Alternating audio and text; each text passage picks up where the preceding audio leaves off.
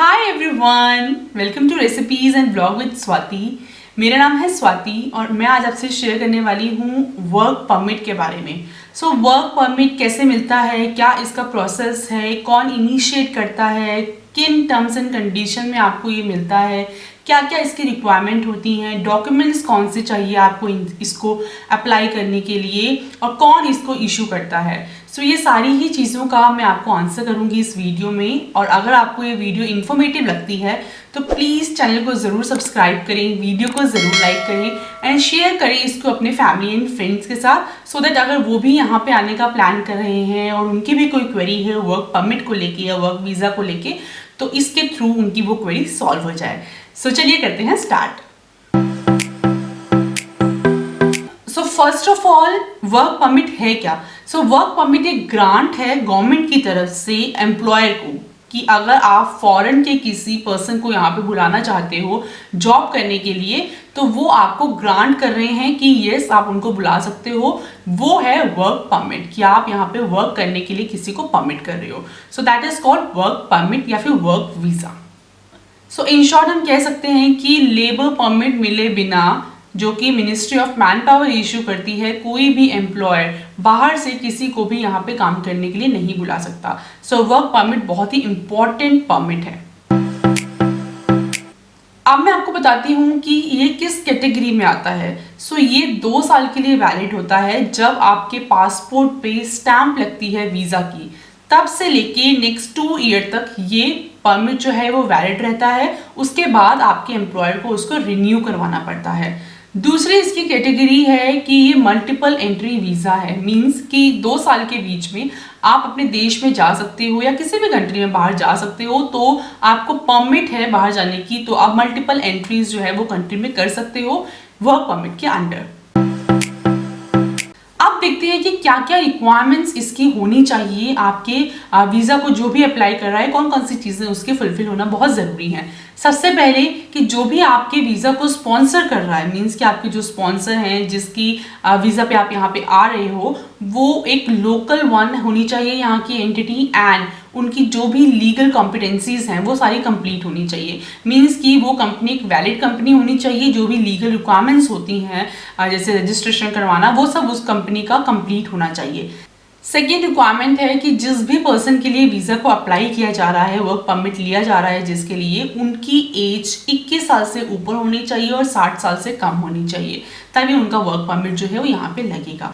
Third requirement है कि जो जेंडर उनका मेंशन होता है जब लेबर परमिट मिलता है मिनिस्ट्री ऑफ मैन पावर से, जो भी जेंडर उनका उस टाइम पे मेंशन होता है, वही रियल में भी वीज़ा स्टैंपिंग के टाइम पे होना चाहिए। इट मीन्स कि ऐसा नहीं है कि आप किसी एक के लिए वीज़ा लगवाओ और देन आप किसी लेडी को बुला रहे हो या किसी मेल को बुला रहे हो, लेकिन आपने जो वीज़ा है वो किसी और के लिए लगवाया है। फोर्थ रिक्वायरमेंट है इसकी कि जिस प्रोफेशन के लिए आपने अप्लाई किया है, फॉर एग्जांपल स्पॉन्सर ने अगर किसी आईटी के पर्सन के लिए अप्लाई किया है लेबर परमिट के टाइम पे, तो उसी प्रोफेशन में ही उनको वर्क परमिट मिलेगा। मींस कि ऐसा नहीं है कि आपने एचआर के लिए अप्लाई किया है देन आप किसी आईटी के पर्सन को बुला रहे हो और वाइस वर्सा। तो किसी प्रोफेशन के लिए सेम चीज़ एप्लीकेबल है। इन शॉर्ट हम कह सकते हैं कि जिस पर्सन के लिए आप वीज़ा परमिट ले रहे हो और जिस प्रोफेशन के लिए ले रहे हो वो सेम ही होना चाहिए जो कि आपकी लेबर परमिट पे मेंशन है। वेरी इंपॉर्टेंट, डॉक्यूमेंट्स कौन कौन से चाहिए। चलिए देखते हैं इसकी लिस्ट। फर्स्ट है 2 फोटोग्राफ्स चाहिए आपको। सेकंड, फॉरेनर के जिस भी एम्प्लॉय को आप बुला रहे हो उसके पासपोर्ट की कॉपी, एंड वो जो वैलिड है वो 6 मंथ से कम उसकी वैलिडिटी नहीं होनी चाहिए। थर्ड, जो मिनिस्ट्री ऑफ मैन पावर ने लेबर परमिट इशू किया है जिसके बारे में मैंने आपको पहले ही बताया, उसकी कॉपी लगेगी इसके साथ में। देन ओरिजिनल और मेडिकल सर्टिफिकेट की कॉपी लगेगी। जो भी आपने सपोज अगर आपने अपना मेडिकल सर्टिफिकेट लिया है इंडिया से, पाकिस्तान से या किसी भी कंट्री से जहाँ से आप आ रहे हो, तो उसकी ओरिजिनल और कॉपी लगेगी उस मेडिकल सर्टिफिकेट की। देन कॉपी लगेगी अप्रूवल की, जो भी आपने रेलेवेंट ऑर्गेनाइजेशन से लिए हैं। सपोज आपने टीचिंग में आ रहे हो या रिलीजियस, मीडिया और मेडिकल ऑक्यूपेशन में आ रहे हो, तो उसके अप्रूवल की कॉपी यहाँ पे लगेगी। देन लेटर लगेगा मिनिस्ट्री ऑफ मैन पावर का regarding occupation. As I told you कि ऑक्यूपेशन बहुत इंपॉर्टेंट है जो मेंशन होना चाहिए आपके वर्क परमिट पे।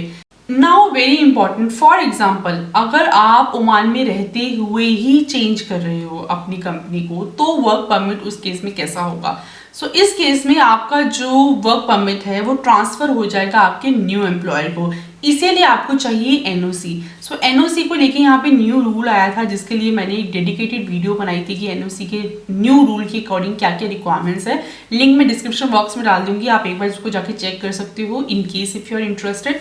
तो वो एनओसी की कॉपी आपको चाहिए सो दैट स्पॉन्सरशिप जो है वो ट्रांसफर हो जाएगी आपके प्रीवियस एम्प्लॉयर से आपके न्यू एम्प्लॉयर को।